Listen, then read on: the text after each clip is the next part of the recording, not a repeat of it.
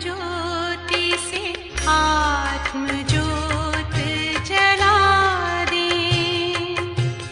परम ज्योति से आत्म ज्योत जला दें।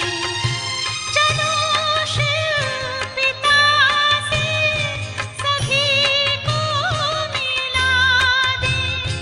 चलो शिव पिता से सभी को मिला दें। सभी को मिला दें।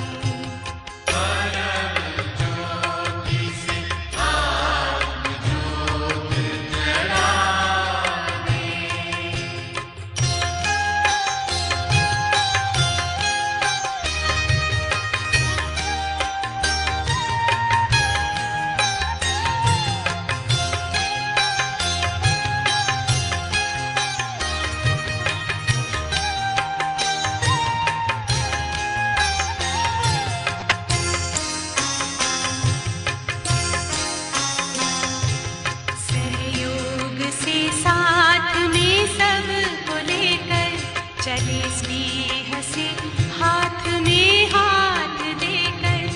हम हैं सभी के सभी हैं हमारे।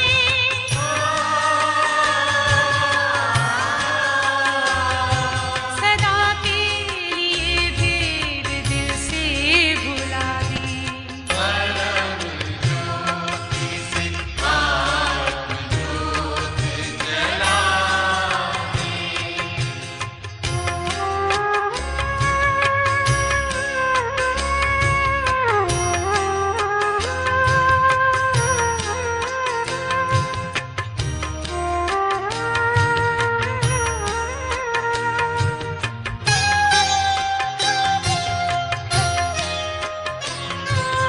हम हाल पर एक चमकते सितारे तन से है न्यारे पिता शिव के प्यारे।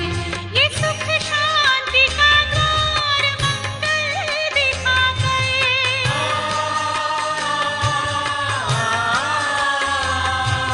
खोया खजाना वो फिर से दिला दें।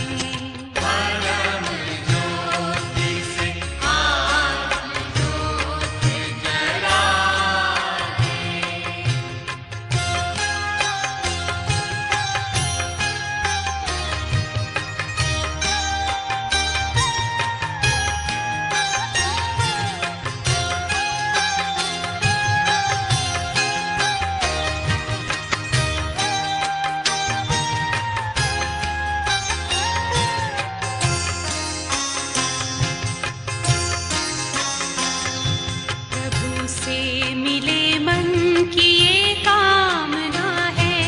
सत्यम शिवम सुंदरम भावना है। बनो आत्मज्ञानी हो अमृत सी वाणी।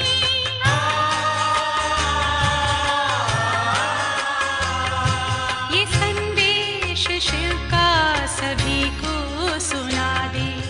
परम ज्योति से आत्म ज्योत जला दें।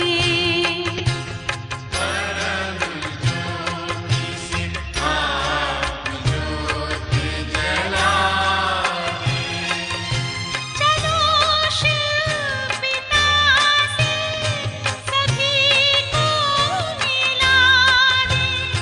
चलो शिव पिता से सभी को मिला दें। सभी को मिला दें।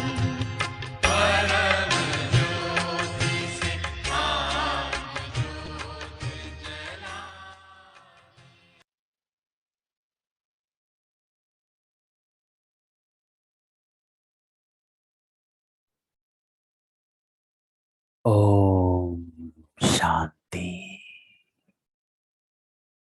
ओम शांति। तो चलो शिव पिता से सभी को मिला दे। तो कल का हमारा जो सेशन था वो हमारे बाबा परम पिता परमात्मा शिव की पहचान, शिव बाबा का इंट्रोडक्शन सभी को।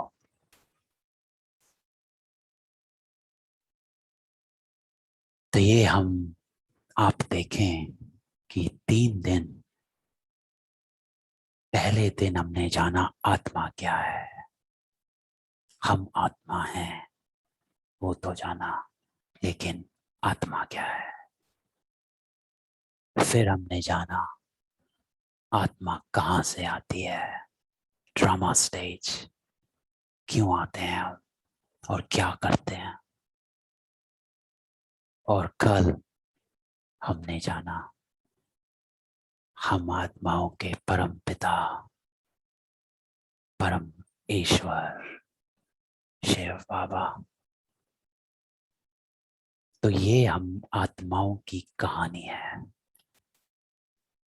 एक कहानी है जो हम सब भूल चुके हैं, अवेयरनेस नहीं।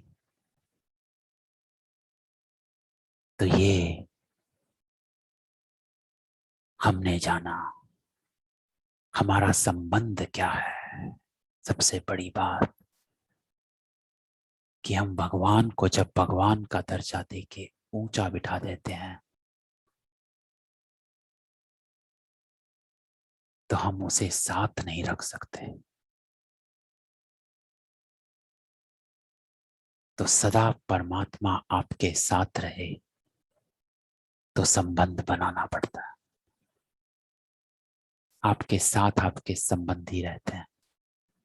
रिश्ता वो नहीं जो हमारे संग, जिसका कोई रिश्ता नहीं, कहीं दूर, उसके साथ आप नहीं रह सकते, ना उसको याद कर सकते। तो एक रिश्ता, एक संबंध। तो आगे चलते हैं आज।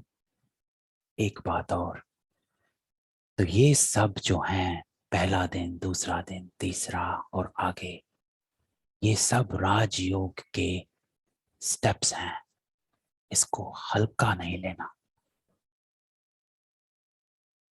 मेरा कहने का भाव है कि कभी ऐसा होता है कि जिस दिन मेडिटेशन सिखाएंगे उस दिन हम ध्यान से सुन लेंगे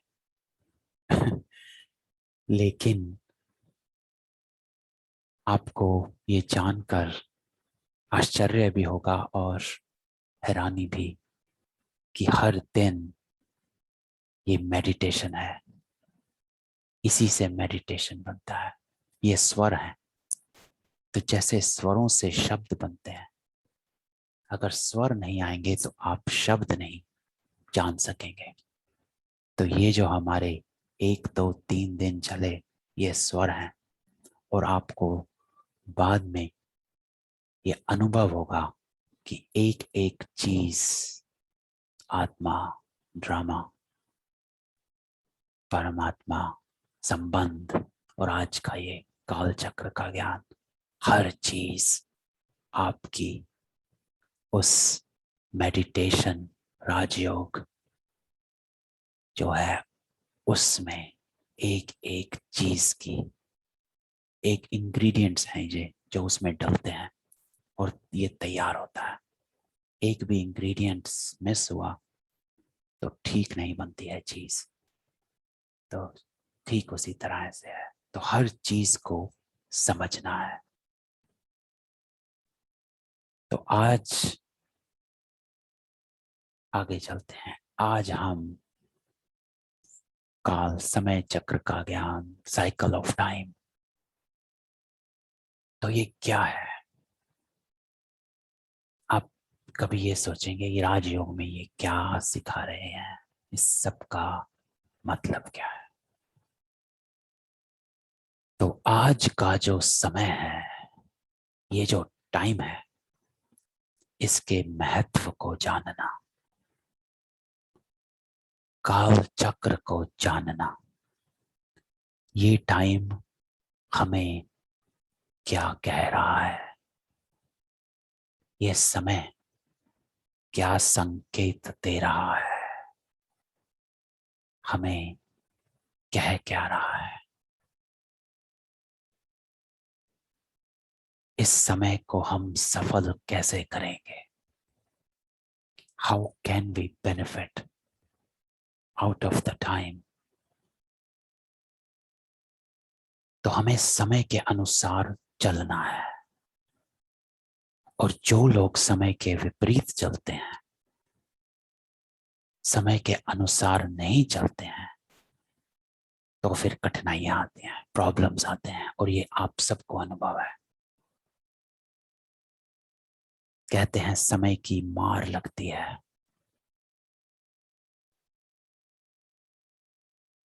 कि move according to time, otherwise time will overcome you.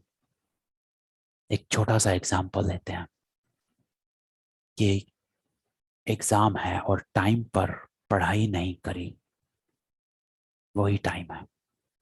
Time पे पढ़ाई नहीं करी तो फेल हो जाएंगे। यह है समय की मार, कि वो टाइम इतना इंपॉर्टेंट है।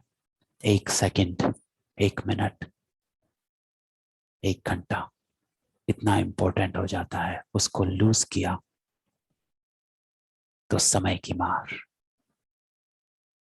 गाड़ी चलाते हैं, 1 सेकंड भी नजर चुकी,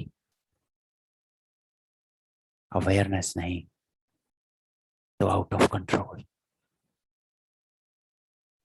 तो समय को जानना इसीलिए जरूरी हो जाता है कि ये टाइम कौन सा चल रहा है।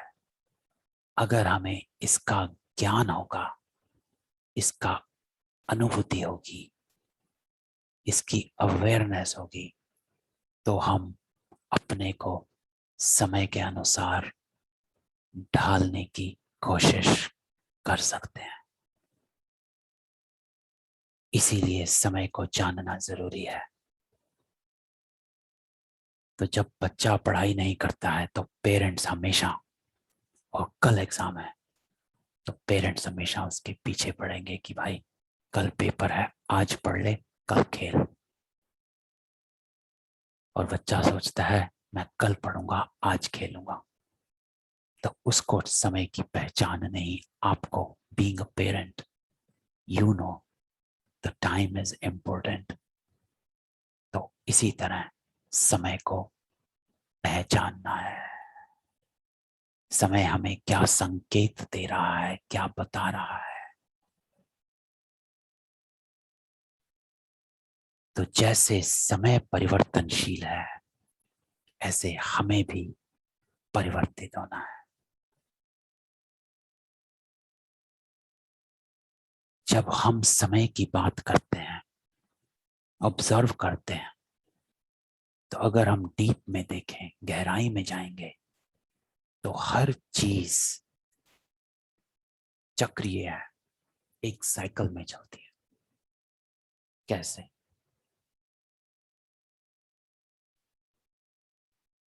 दिन और रात,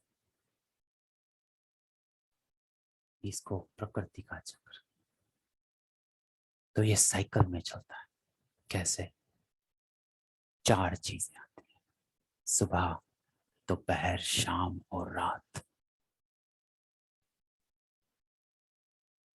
4 चक्र में, cyclical.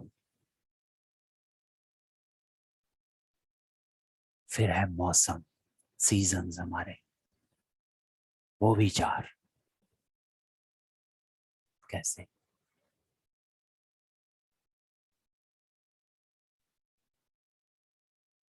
Spring, summer, fall, winter. बसंत, गर्मी, पतझड़, सर्दी। 4। ये 4 कैसे आते हैं? देखना आप 4 का महत्व। आज हमारा डे 4 भी डे 4 है। तो इंसान के जीवन में मृत्यु से मृत्यु तक भी 4 चक्र हैं। पहले बच्चा, फिर युवा, फिर गृहस्थ, और फिर बूढ़ा। चार। तो हर चीज साइकिल पर चल रही है, साइक्लिकल है, चक्र है जो घूमता है फिर आता है, घूमता है फिर आता है। रात दिन, फिर रात, फिर दिन, फिर दोपहर, फिर शाम, रात दिन दोपहर शाम, मौसम सर्दी गर्मी पतझड़ सावन, घूमते रहते हैं वापस आते हैं। तो क्या हमने सोचा कि समय भी कहीं चक्र में तो नहीं चल रहा? ऐसा तो नहीं कि समय भी चक्र में चल रहा हो? रिपीट।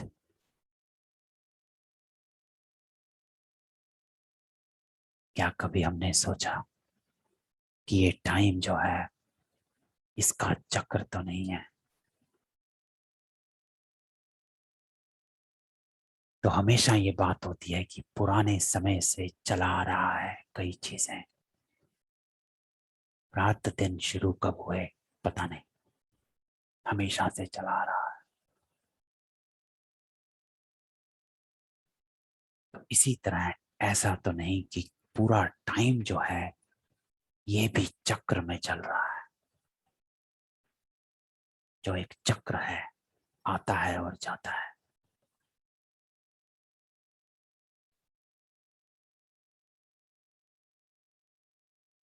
तो ये क्वेश्चन जो सबसे ज्यादा मशहूर है और चर्चा में रहता है वो है कि मुर्गी पहले आई कि अंडा? तो साइंटिस्ट ने भी बहुत चीजों को एक्सप्लेन करने की कोशिश करी।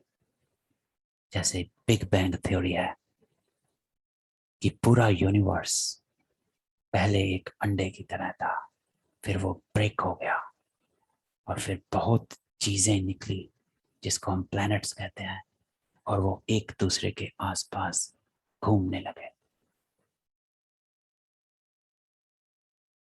तो अब ये अंडा जो था, बिग बैंग थ्योरी वाला यूनिवर्स एक अंडा था, वो अंडा कैसे बना इसका कोई प्रूफ नहीं है।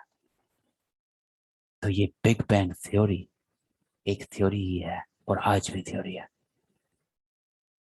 तो काफी कुछ थियोरेटिकल है, लेकिन आज हम कुछ प्रैक्टिकल चीजें जानेंगे और देखेंगे कि कैसे समय खुद ही हमें बताता है कि समय एक चक्र है। तो कैसे हम आत्माएं इस समय से और इस समय के अंदर अपना रोल निभाते हैं,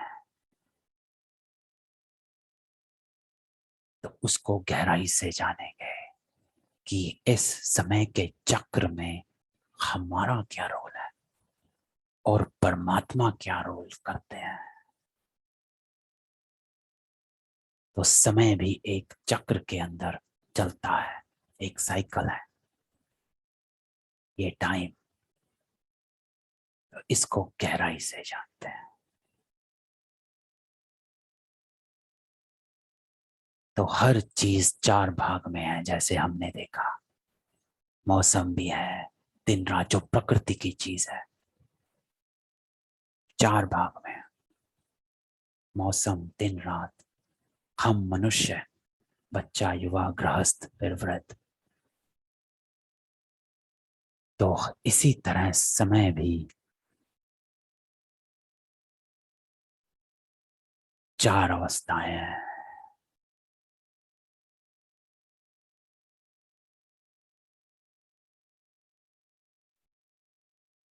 आप ये देखें, आप ये जो साइकिल है, एक समय है जब सतयुग है, गोल्डन एज। एक समय है जब त्रेता युग है, सिल्वर एज। एक समय है जब द्वापर युग है, कॉपर एज। एक समय है जो कल युग है, आयरन एज। आज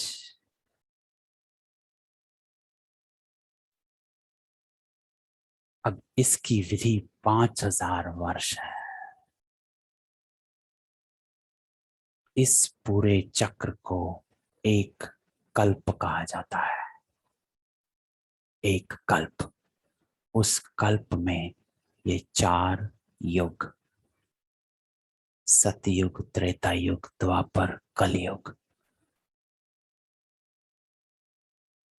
तो ये पूरे चक्र को कल्प कहा जाता है।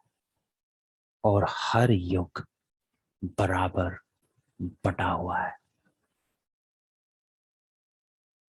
1250 वर्ष का एक युग सतयुग, 1250 वर्ष का दूसरा युग त्रेता, 1250 वर्ष का तीसरा युग द्वापर और 1250 का अंतिम युग कलयुग।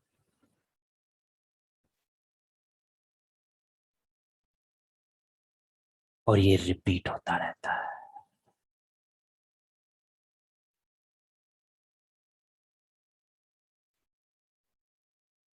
अब ये क्वेश्चन उठता है हमेशा, ये 5000 वर्ष ही क्यों है? ये किसने कहा? ये फिक्स किसने किया? Who did that? How do you know that it is 5000 years? क्यों है? किसने कहा? क्यों माने हम कि ये 5000 वर्ष का चक्र है? तो आप इसको देखना, शास्त्रों में लाखों वर्ष कहे हुए हैं। साइंस मिलियन ईयर्स पुराने फॉसिल्स ढूंढते हैं। तो हम आपको 5000 वर्ष का हिसाब बताएंगे।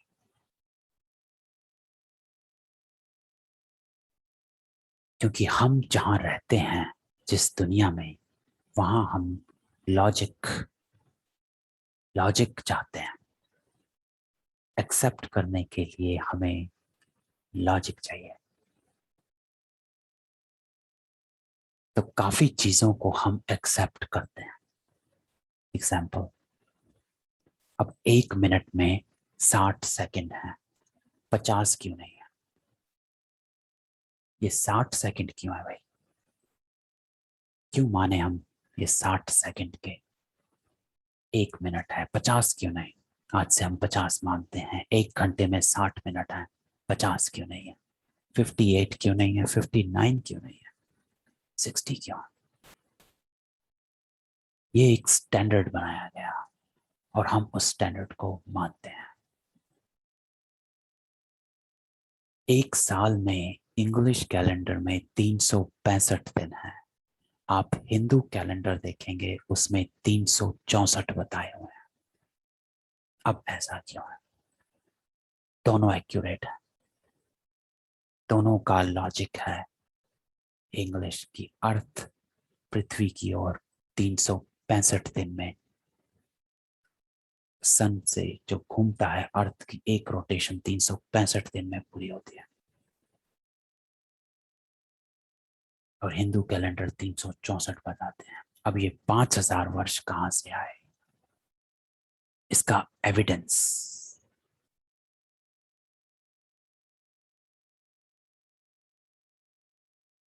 तो इसके खूब एविडेंस है। आप गूगल करना, आपको हम बताते हैं। सबसे पहला एविडेंस आप ये देखना कि एंशिएंट हिस्ट्री जो आज तक किसी को भी मिली है, वो 5000 वर्ष से पुरानी नहीं मिली। मैं बात कर रहा हूं हिस्ट्री की। History, when you go to the cultural civilization, Harappan civilization, Mesopotamian civilization, those civilizations, तो आप गूगल करना एंशिएंट हिस्ट्री, 5000 वर्ष तक की ही मिली है।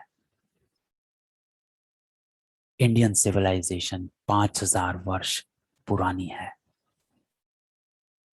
बाइबल में कहा गया है, लिखा हुआ है, क्राइस्ट से 3000 साल पहले पैराडाइज था और क्राइस्ट का जन्म आज से 2000 वर्ष पहले हुआ था। Check it out. तो 2000 पहले क्राइस्ट, तो उससे 3000 पहले पैराडाइज था। 5000 का हिसाब।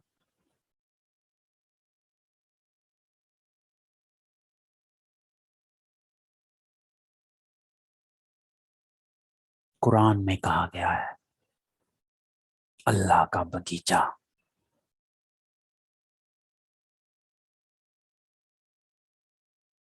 शास्त्रों में है महाभारत 5000 साल हुए हैं।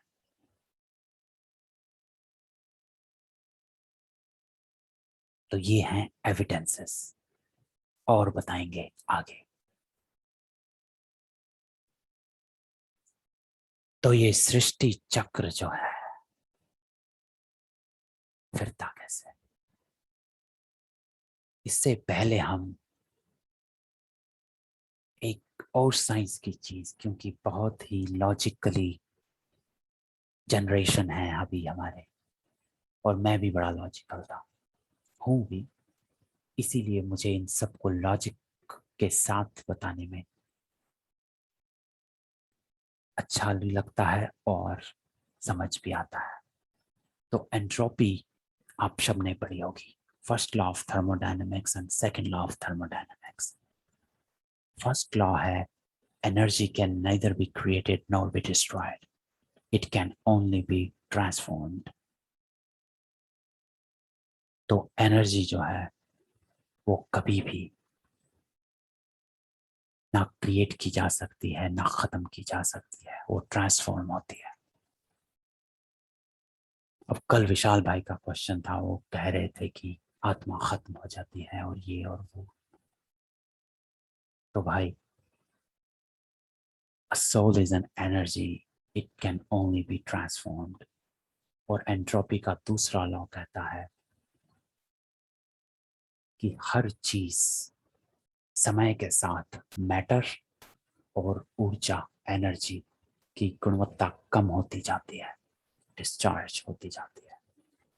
उपयोग करने योग्य ऊर्जा को अनिवार्य रूप से हम उत्पादन, विकास और मरम्मत के लिए खर्च करते हैं।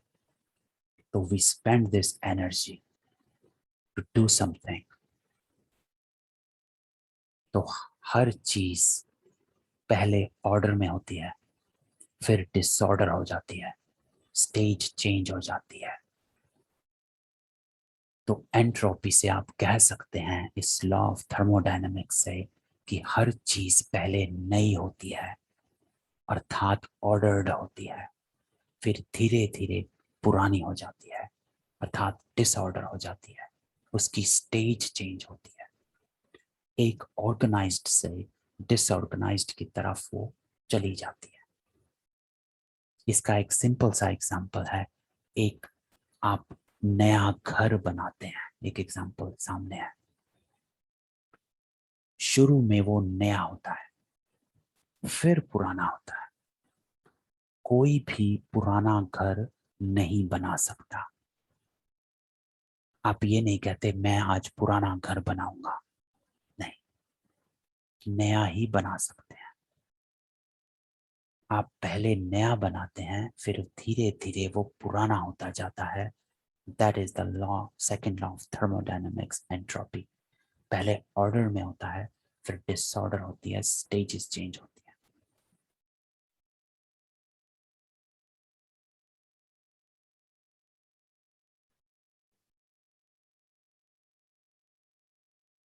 तो परमात्मा ने भी जब दुनिया बनाई सबसे पहले वो नई थी।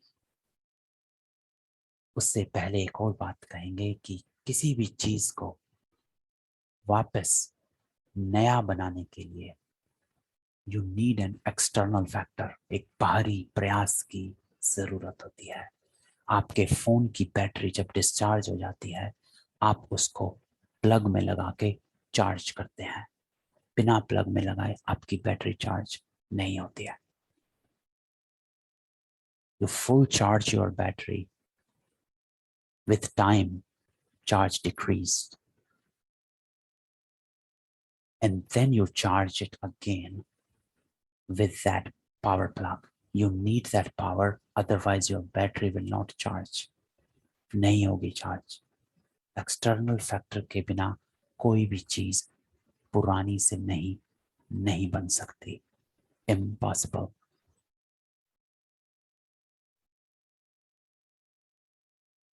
तो लॉ ऑफ एंट्रोपी कहता है पुरानी चीज को नया करना है तो एक्सटर्नल एफर्ट चाहिए.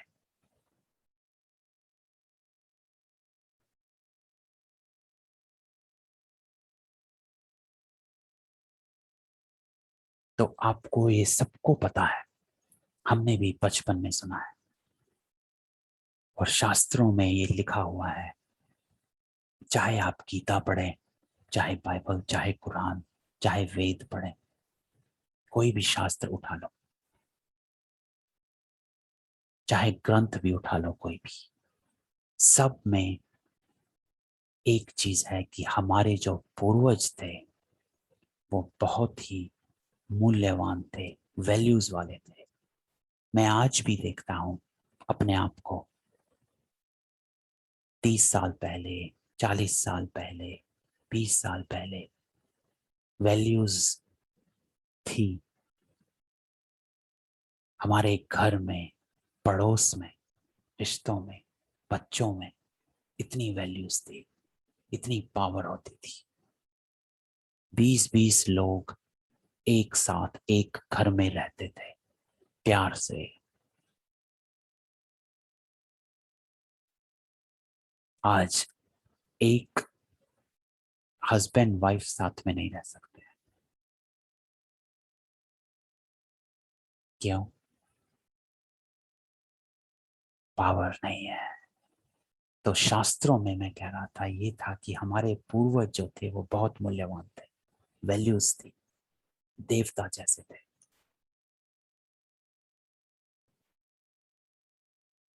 तो समय की शुरुआत किस आधार से हुई,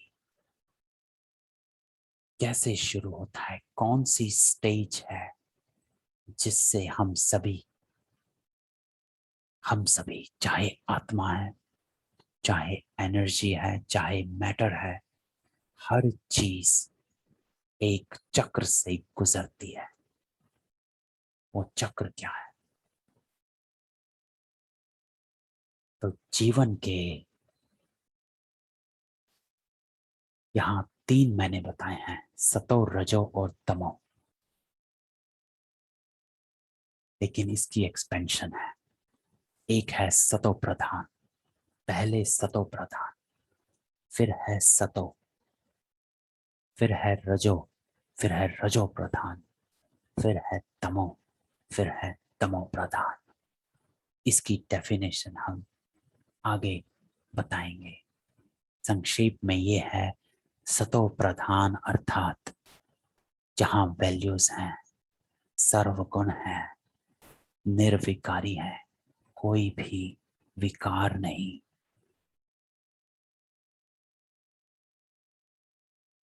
और तमो प्रधान जहां विकार ही विकार है. इतनी वीक हो गई है आत्मा कि आप एक बात कहेंगे वो झट से आपको उल्टा बोलते हैं, जोर से बोलते हैं. एनर्जी, पावर नहीं है, उनका दोष नहीं है, आत्मा वीक हो गई है.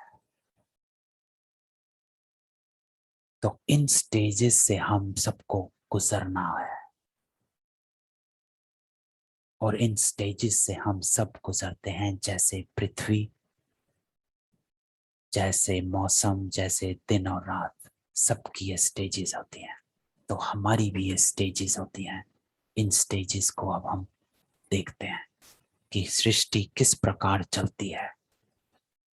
5000 वर्ष का जो साइकिल है वो कैसे इन स्टेजेस में डिवाइडेड है. और ये 4 स्टेजेस जो हैं, जो 4 युग हैं, सतयुग, रजत युग, द्वापर, कलयुग, ये चारों युग क्या संकेत करते हैं और कैसे चार युग चलते हैं, ऑपरेट कैसे होते हैं। तो स्वस्तिका हम सबको इसके बारे में ज्ञान है। ज्ञान सिर्फ इतना है कि हाँ, हम एक बनाते हैं स्वस्तिका, इसको हम गणेश कह देते हैं कि ये गणेश है।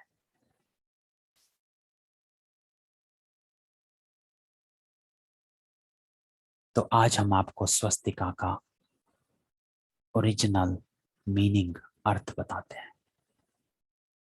तो स्वस्तिका है स्व स्थिति, स्व स्थिति का संकेत, स्व की स्थिति। तो स्वस्तिका में आप देखें, इसमें भी चार भाग हैं, 1 2 3 4।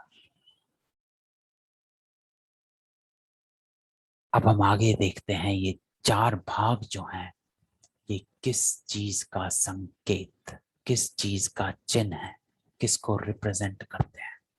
ये जो सिंबल है स्वस्तिका का, ये ऐसे ही नहीं बना हुआ, इसकी गहराई है, इसका लॉजिक है।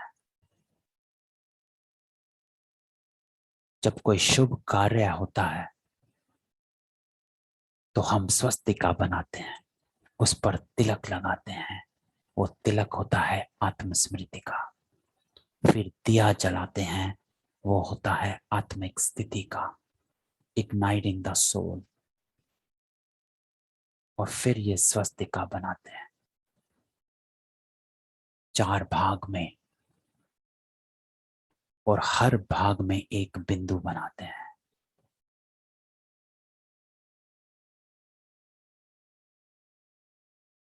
तो स्वस्तिका जो है, ये असली में, ये जो हम समय का चक्र देख रहे हैं, इस समय के चक्र के चार भागों को दर्शाता है।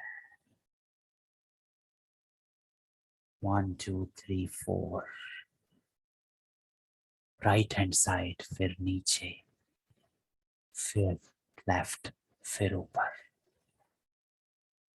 सीधा, उल्टा, ये सब कुछ उल्टा, ये सब कुछ सीधा। देखें आप, हर चीज की एक मीनिंग है और गहराई है।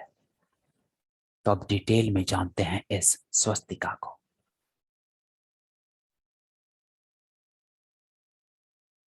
तो ये हमारी स्वस्तिका, हम इसको शुभ लाभ कहते हैं। सु अस्ति, सदा कल्याणकारी, ये चक्र है। तो पहला जो भाग स्वस्तिका का है, वो दर्शाता है, ये देखो, मैं सुबह में सोच रहा था कैसे हम इसको रिप्रेजेंट करें, तो मुझे बैटरी का आइडिया आया। और सिस्टर शिवानी भी, आप सबने सुना है, कहती हैं बैटरी चार्ज और बैटरी डिस्चार्ज। तो आज हम हर चीज को देखते हैं। तो सतयुग, पहला जो स्वस्तिका का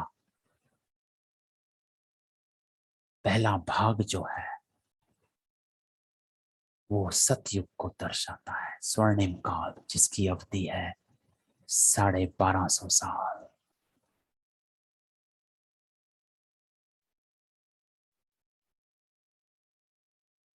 हर धर्म में इस युग का वर्णन है। संपूर्णता का युग है ये। सभी आत्मा सतो प्रधान, प्रकृति भी सतो प्रधान। उसका अर्थ क्या है? सतो प्रधान अर्थात जैसे हम देवताओं की महिमा करते हैं, सर्वगुण संपन्न, 16 कला संपूर्ण, निर्विकारी, अहिंसक, मर्यादा पुरुषोत्तम। तो बैटरी फुली चार्ज है इस युग में, और ये युग सतयुग कहलाता है। हर धर्म में इसका वर्णन है। कोई इसको जन्नत कहता है, कोई एडन गार्डन्स, अल्लाह का बगीचा, बाइबल, पैराडाइस, एटलांटिस, स्वर्ग। आप गूगल करेंगे आपको मिलेगा 5000 वर्ष पहले एटलांटिस था। जो हिस्ट्री में एंशिएंट हिस्ट्री बता रहा था उसको आपको इसके वर्णन मिलेंगे। कोई इसको स्वर्ग कहता है, कोई सतयुग। हर धर्म की आत्माएं इसको याद करती हैं, ये देव आत्माएं हैं। अब इसकी डिटेल्स हम आगे जानेंगे, लेकिन अभी ये जानेंगे कि पहला जो युग है, इसीलिए ये राइट हैंड साइड है। और जब आप राइट हैंड साइड में हाथ ऐसे करते हैं जैसे ये है, तो ये देवताई हाथ है, आशीर्वाद देने वाले। तो ये हाथ आशीर्वाद देने वाला रिप्रेजेंट करता है। फिर हम आगे आते हैं, तो हम आते हैं त्रेता पर, सिल्वर एज, त्रेता युग। यहाँ पर हमारी बैटरी डिस्चार्ज होना शुरू होती है, आत्मा की पावर थोड़ी घटती है। तो त्रेता युग, इसकी भी अवधि 1250 साल, और इसकी बैटरी यहाँ 75% थोड़ी सी कम होती है। राम और सीता त्रेता युग में आए।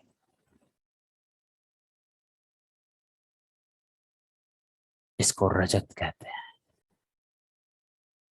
तो जैसे हमने देखा एंट्रोपी में कि धीरे धीरे दुनिया पुरानी होने लगती है, नया घर पुराना होने लगता है, उसी तरह हमारा जो समय का चक्र चल रहा है वो धीरे धीरे सुबह एकदम दिन, फिर हल्का सा, तो ये नीचे गिरावट होने लगती है।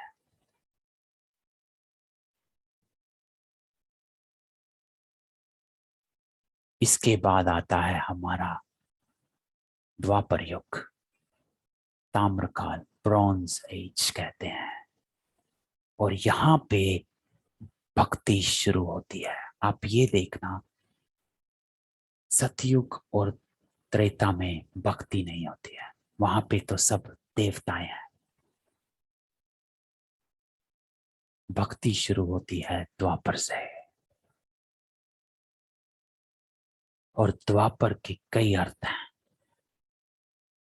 द्वापर हैं कि यहाँ हम द्वैत में चले जाते हैं। द्वैत, डुअलिटी, द्वापर डुअलिटी, सत्य के साथ असत्य भी है। सत्य युग में सिर्फ सत्य है, सत्य। त्रेता में सिर्फ सत्य है, दो नहीं, अद्वैत युग है वो, वहां सिर्फ एक है, सत्य। सच सिर्फ एक होता है। जहां डुअलिटी आती है, जहां दो चीजें होती है, वहां सच और झूठ दोनों होते हैं। तो द्वापर में द्वा, दो पर शुरू हो गए और डुअलिटी शुरू हुई। तो ये भक्ति यहां से शुरू हुई है। कैसे? तो अब हमें पता है देवता, और ये शास्त्रों में इसका गायन है कि देवता वाम मार्ग में चले गए। और इसका मंदिर है हिंदुस्तान में, और उसका नाम है जगन्नाथपुरी। आप इसको नहीं गए हैं तो इसको गूगल करेंगे, आपको जगन्नाथपुरी में दिखेगा कि वहां पर जो चित्र हैं वो इसको दर्शाते हैं कि जो देवता थे वो वाम मार्ग में कैसे जाते हैं। तो इसका प्रेजेंटेशन है जगन्नाथपुरी में। और इस द्वापर युग में ही जो 2500 वर्ष से शुरू हुआ, इसमें ही धर्म पिता आते हैं, धर्मों की स्थापना शुरू होती है। सबसे पहले अब्राहिम, इस्लाम धर्म, उसके बाद क्राइस्ट। एग्जैक्ट 2500 वर्ष पहले इस्लाम धर्म शुरू हुआ। एग्जैक्ट 2000 वर्ष पहले क्रिश्चियन धर्म शुरू हुआ, आप गूगल करके देखना। और फिर बुद्ध धर्म 2250 वर्ष बुद्ध धर्म शुरू हुआ। और इसकी हम डिटेल्स बाद में जानेंगे कि कौन सा धर्म कब और कैसे आता है, कैसे ये शुरू होता है। तो इस युग में, द्वापर युग में ही वेद और शास्त्रों का लेख शुरू होता है। सभी शास्त्र कोई भी उठा लो, सब द्वापर। और वो इसीलिए बनाए गए कि गाइड करने के लिए, क्योंकि आत्मा की बैटरी डिस्चार्ज, लोग सब आत्माएं ड्युअलिटी में चली गई, विकारों में जाना शुरू। तो इन शास्त्रों की रचना की जाती है।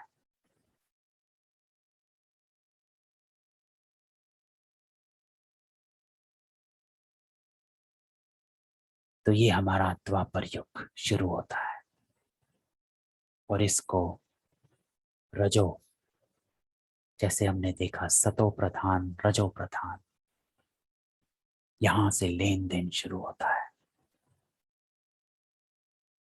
तो जब हम द्वापर के एंड में पहुंचते हैं तो हर चीज की अति, और उसको कलयुग, कला है कलेश का युग, आयरन एज, लोकाल, वो भी 1250 वर्ष, बैटरी एकदम डाउन, बैटरी डिस्चार्ज, पाप बढ़ने लगते हैं, आत्मा तमो प्रधान। और हम देख रहे हैं कि किसी चीज को सहने की क्षमता ही नहीं है।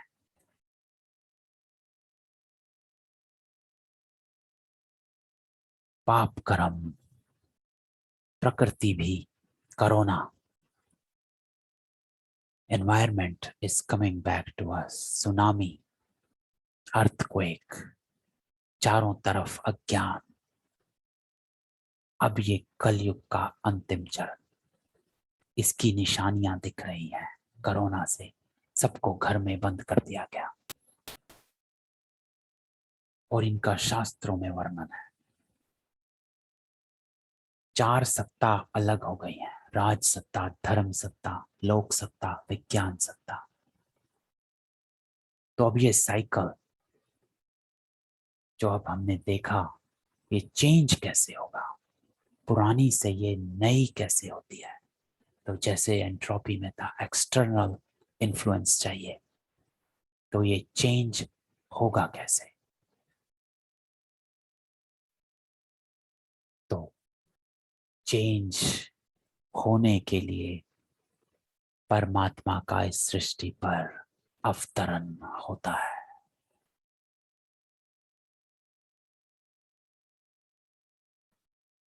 क्योंकि इसकी जरूरत, टाइम आ गया,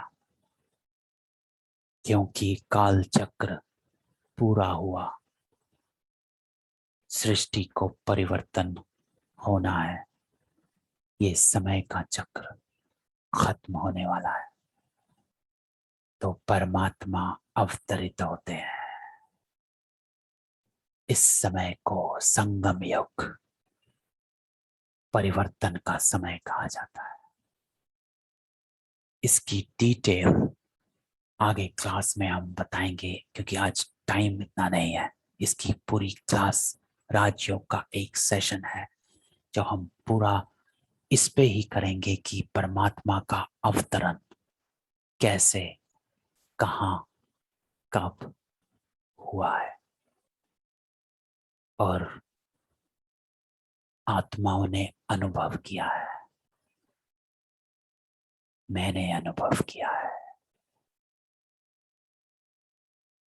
मिला है। तो इसके बारे में हम जानेंगे।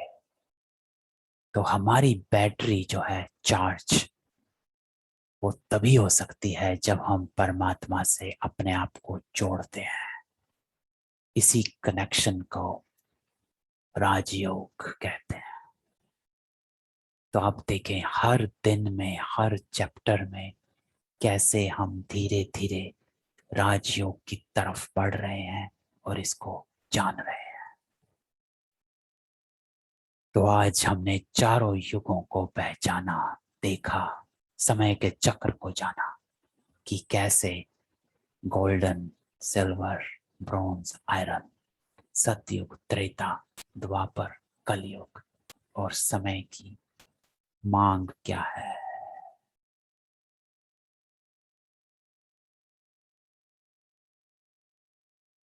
तो चलें अब योग, 5 मिनट योग करते हैं, फिर देखते हैं। ओम शांति।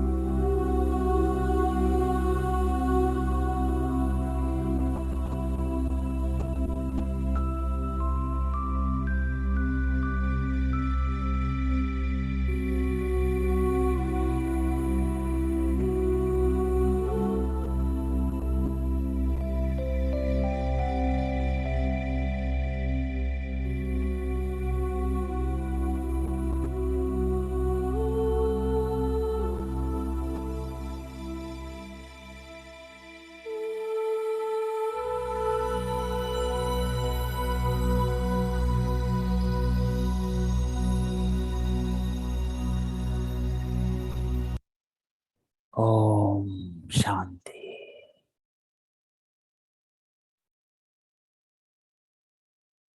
तो किसी का कोई प्रश्न हो पूछ सकते हैं।